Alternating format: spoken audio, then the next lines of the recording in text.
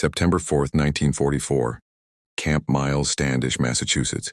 Cold morning fog drifted between rows of wooden barracks as a convoy of olive-drab trucks rolled through the gates, brakes hissing, engines rumbling like tired beasts. Inside the truck sat dozens of German prisoners of war, still in their Wehrmacht uniforms, still carrying the exhaustion of defeat, still unsure what awaited them in the strange land beyond the barbed wire. Unteroffizier Wilhelm Krauss pressed a hand against the canvas flap, peering out as the camp came into view.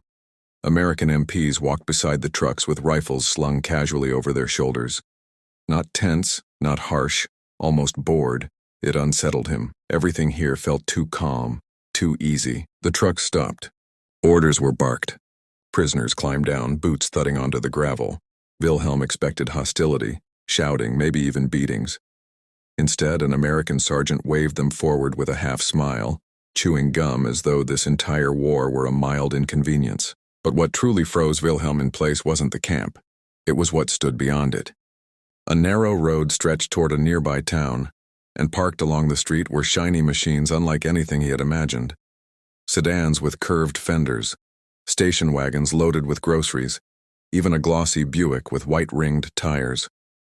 And beside each vehicle, casually leaning, chatting, or unloading crates, were ordinary men and women, not officers, not wealthy elites. Not party officials, just citizens. A family of 5 climbed into a blue Ford, laughing as the father cranked the ignition. Across the street, another couple loaded sacks of flour into the back of a Chevrolet. And next to them sat yet another car, clearly theirs as well. Wilhelm frowned deeply. "That cannot be," he muttered. 3 automobiles, for one family?" Beside him, Gefreiter Otto Sänger snorted softly. "Impossible. Even in Berlin, only generals or industrialists have a private car. This must be a special place, perhaps for officers only, but it wasn't." As the Germans were marched into the processing building, the convoy passed a row of modest wooden houses, each with driveways packed with 2, even 3 cars. Some were spotless and new, others older and dented. But all of them were owned, privately, by people who had never worn a uniform. Wilhelm felt something tighten in his chest.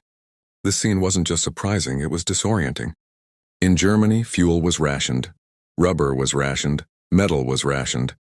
Cars were symbols of authority, wealth, and power.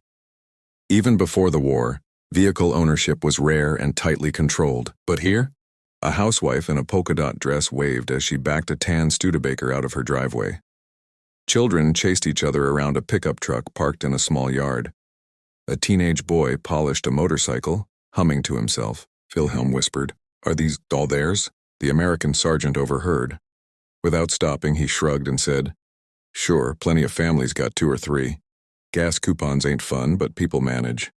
Wilhelm felt heat rise to his face, anger, disbelief, maybe even envy.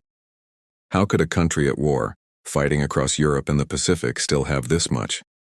How could ordinary citizens own more vehicles than an entire German village? What kind of economy, what kind of world was this? As he stepped into the processing hall, the realization settled over him like a weight. America wasn't just bigger. It wasn't just richer. It was operating on a completely different level, one he had never imagined existed. September 6, 1944. 2 days after arrival, Wilhelm and the other POWs were marched out under guard for their first labor assignment, loading lumber at a local mill just outside the camp perimeter. The morning smelled of fresh-cut pine, diesel fumes, and distant ocean wind, but it wasn't the work that drew Wilhelm's eye. It was the parking lot. Roughly 20 vehicles sat in a neat row beside the mill. Dusty pickups, boxy sedans, even a sleek Pontiac with shining chrome that caught the sun like a blade. Each belonged not to officers, not to wealthy businessmen, but to mill workers, ordinary men in overalls, sleeves rolled, lunch pails dangling from calloused hands. Otto whispered wide-eyed. "Every laborer has his own car." A nearby American foreman overheard and chuckled. "Own their cars? Hell, some of these boys got more than one. My wife drives the Chevy when I'm here. Kids take the truck for school sometimes. Why?" Wilhelm simply stared at the man, struck speechless. The foreman shrugged. "This is America, pal. We go places." As the POWs worked, the sounds of engines came and went constantly. Trucks delivering lumber, workers heading out for lunch, A woman in a blue dress arriving in her family's second car to drop off sandwiches. Every few minutes, another vehicle rumbled by. Every driver looked like just another citizen. Everyone challenged everything Wilhelm thought he understood. Hours later, during their break, Wilhelm sat beneath a shed's shade, observing an elderly man load bundles of timber into the back of a Ford pickup. The man's hands moved with a casual confidence. When he finished, he simply tipped his hat, climbed in, and drove off. No permission required. No ration officer overseeing him. Wilhelm finally muttered, "In Germany's our people walk. Bicycles, perhaps. Trams if you can afford the fare. A family car. A luxury. 2 cars. A fantasy." Nearby, another prisoner, Matthias Engel, former bank clerk from Hamburg, nodded with a thoughtful frown. It explains their mobility, their economy. Their soldiers arrive everywhere on wheels, and now I see why. Their entire society is built for movement. Later that afternoon, the prisoners were marched back toward the camp. And that was when Wilhelm saw it again. A row of small homes, each with a driveway, each driveway crowded with cars. A little girl bounced a rubber ball beside a dark green Dodge. A housemaid watered her lawn next to a tan station wagon. Wilhelm slowed, staring at a single house that had 3 vehicles. A brown Plymouth, a dusty Ford pickup, and a polished black sedan that looked nearly new. The MP escort noticed him looking and grinned. Family of 5. Dad works nights, mom works days, older son drives himself to school. Welcome to America. The words hit Wilhelm harder than any punch. No propaganda speech. No statistics. Just 3 cars sitting casually beside a wooden house.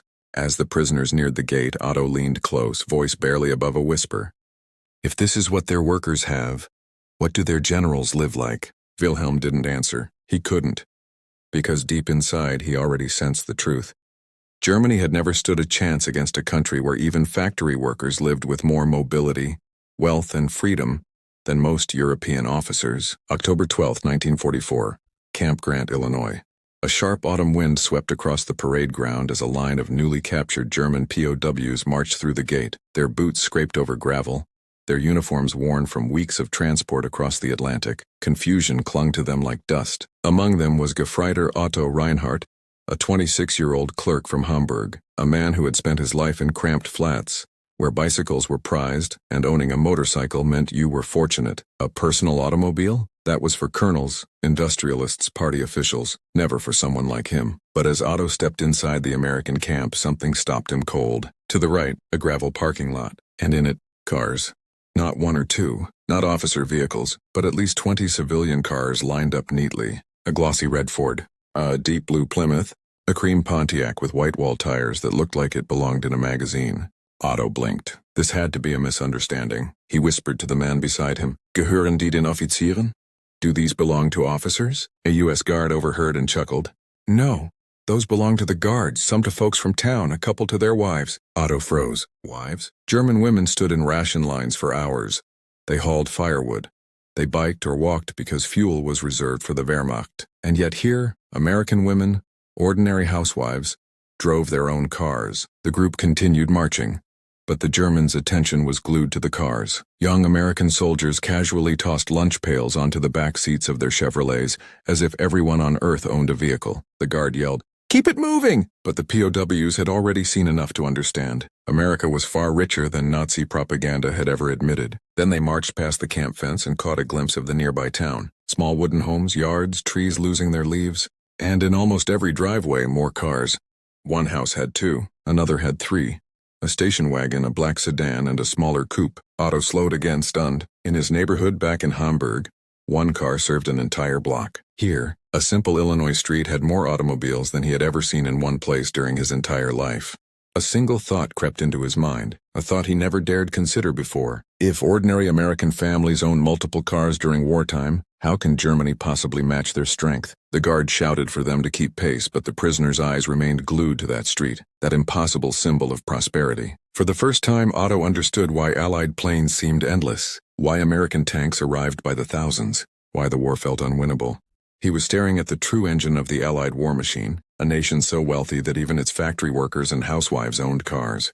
The realization settled over the POWs like a heavy fog, and it would only get more shocking from here. October 19, 1944, Rockford, Illinois, 1 week later. The morning sun rose over the camp as the gates opened, and a small work detachment of German POWs stepped out under guard. Among them was Otto Reinhardt, still unable to shake the shock of that first day. Today, the prisoners had been assigned to help load lumber at a civilian warehouse in the nearby town. A routine job, nothing unusual. But as they marched along the roadside, the world beyond the barbed wire revealed itself even more clearly. On the opposite side of the street, an American mother in a blue dress stood beside a two-car garage. Inside, a light green station wagon, a dark sedan with chrome trim. She opened the station wagon's door, leaned in and set down a picnic basket. Two children hopped into the back seat, laughing as she started the engine. Otto stared, transfixed. In Germany, a woman like her would be walking miles with ration bags. Here she had two cars to choose from, and used one just to take children out on a sunny day. A guard noticed the prisoners watching. "Buddy," he said casually, "that family ain't rich. Her husband works at the furniture plant." Another POW, Kurt Weiss, frowned. "You mean a worker? Ordinary laborer?" "Yep." Kurt let out a humorless laugh. "In Germany," he muttered, "a factory worker is lucky if he owns boots not made of cardboard." They kept marching. Every street they crossed hammered the same point home. Cars and driveways. Cars parked along the curb. Cars speeding by. Cars filled with groceries, tools, newspapers, kids, dogs, everything. It felt like a moving river of prosperity. But the real moment, the moment they would never forget, happened in front of the warehouse parking lot. More than 50 cars sat there. Some old, some new.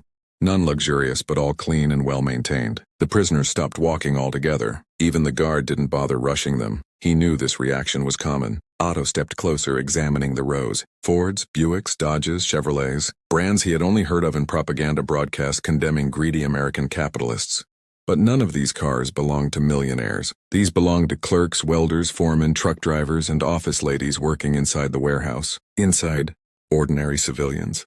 One American worker waved at the POWs as he walked toward his car, a simple tan Ford with a toolbox in the back. He tossed his jacket inside and turned the key, humming as he prepared to drive home. Otto watched him, stunned. In Germany, that Ford would be the proud possession of a colonel. Here it was the possession of a man who looked as average as they came.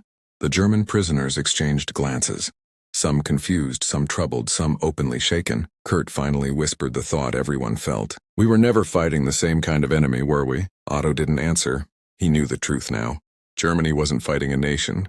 It was fighting an entire continent of wealth and industry. And every car in that parking lot was silent proof. As the prisoners began unloading lumber alongside American workers, Otto felt something he had not expected. Respect. Not for the soldiers who fought him, but for the civilization behind them. The one powerful enough to put cars into the hands of ordinary laborers. The guard checked his watch. "Boys, lunch break in 10. Lunch break." Back in Germany, there were weeks where lunch was a rumor. Otto inhaled deeply, the scent of sawdust and engine oil filling the air. A quiet realization settled in his chest. A realization millions of Germans would face only after the war. A country where workers owned cars was a country with strength Germany could never match. October 27, 1944, Rockford, Illinois. Cold rain tapped against the wooden roof of the warehouse as the German POWs finished stacking lumber for the morning shipment. The guards allowed them a short break inside, just enough time to warm their hands near a coal stove. Otto Reinhardt stood near a window, staring at the parking lot outside. The cars glistened under the rain, tiny beads of water rolling down chrome bumpers and polished hoods. He wasn't counting them anymore. The shock had worn off. Now there was only acceptance, ease, and curiosity. Beside him, Kurt Weiss sipped weak American coffee from a tin cup, still marveling at the taste. "Even this," he murmured, "is more than we get at home." A loud whistle blew outside as the warehouse doors opened. The American workers began flooding into the parking lot for lunch. They walked in groups, laughing, chatting, carrying paper bags or metal lunchboxes. And then the thing happened. The moment German POWs would later describe as the day they understood everything. An American worker, a wiry man in his mid-30s with soot-stained hands, walked toward a bright blue Ford. As he reached the door, a second worker called out, "Hey Joe, you taking the kids out after shift?" Joe nodded. "Yeah. Gonna take 'em to the diner. They love the milkshakes there." The prisoners watched as the man got into the car. But then another strange thing happened. On the other side of the lot, a woman climbed into an identical blue Ford. Same model, same year, same color. For a moment, the Germans assumed she was some wealthy manager's wife. But the guard beside them shook his head. "That's Joe's wife," he said. "Her car's the same model. They bought them the same year." The German prisoners stared silently. "A husband with a car," A wife with a car, two identical vehicles for a single working-class family. In Germany, a man like Joe would save for years just to afford a bicycle. Here he owned two cars without being rich.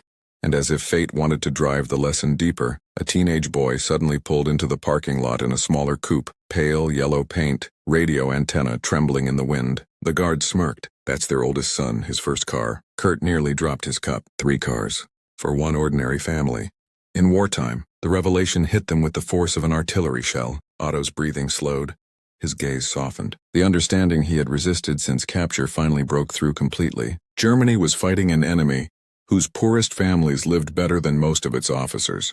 How could a nation with such wealth ever be starved into surrender? How could a country capable of mass-producing tanks and planes also mass-produce automobiles for teenagers? A thunderstorm rolled overhead, shaking the warehouse walls, but the POWs barely noticed.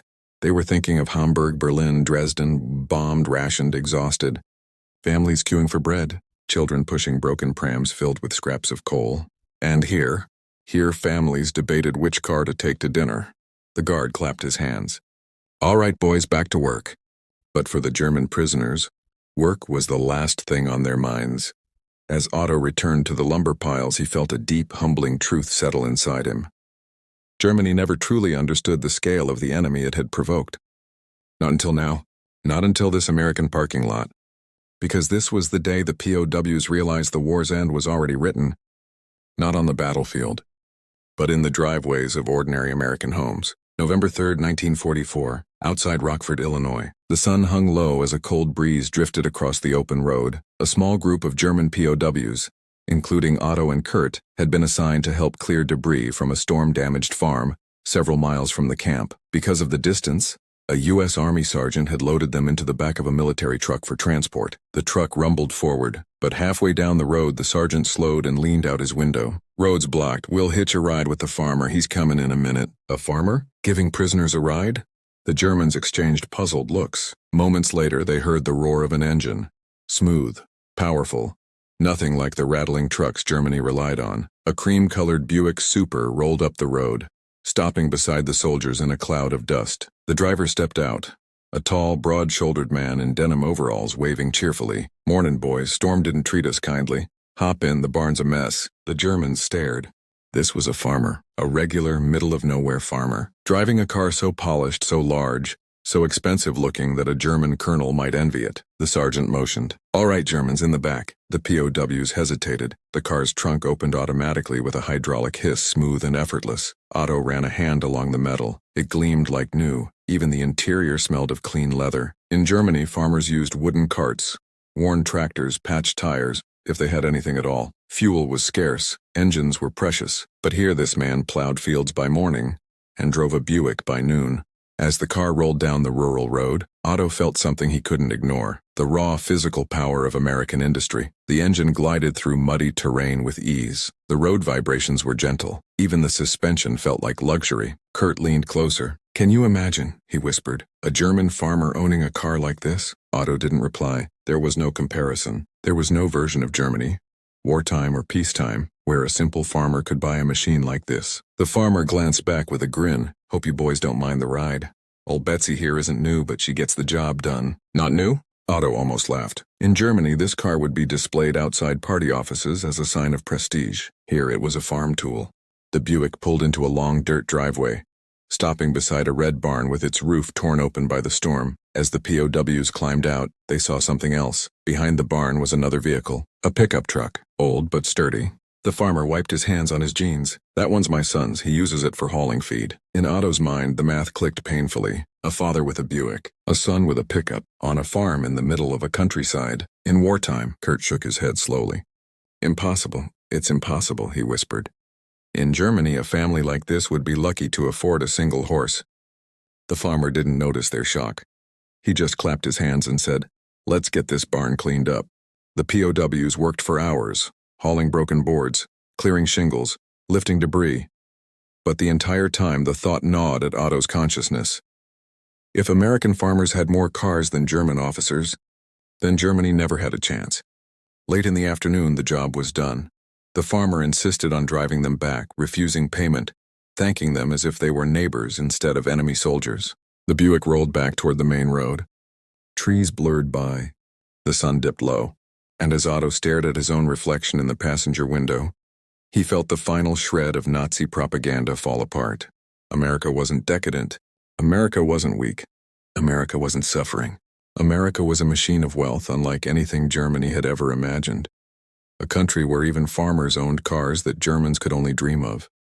And when the Buick pulled up beside the camp gate, Otto felt something unexpected. Not fear, not shame, not defeat, but clarity. The clarity of a man who finally understood the real world beyond propaganda. The sergeant opened the door. All right, back to camp. The German stepped down silently. Because today, on that smooth American road, inside that powerful American car, they had realized the truth. Germany wasn't just losing the war. It had lost long before it even began. November 12, 1944, Camp Grant, Illinois. Snowflakes drifted lazily from the early winter sky as the German POWs filed back into the mess hall after roll call. The air smelled of boiled potatoes, warm bread, and something that made every man pause. Coffee, real coffee. Not roasted acorns, not burned barley, not the bitter improvised drink Germans had grown used to. Actual coffee.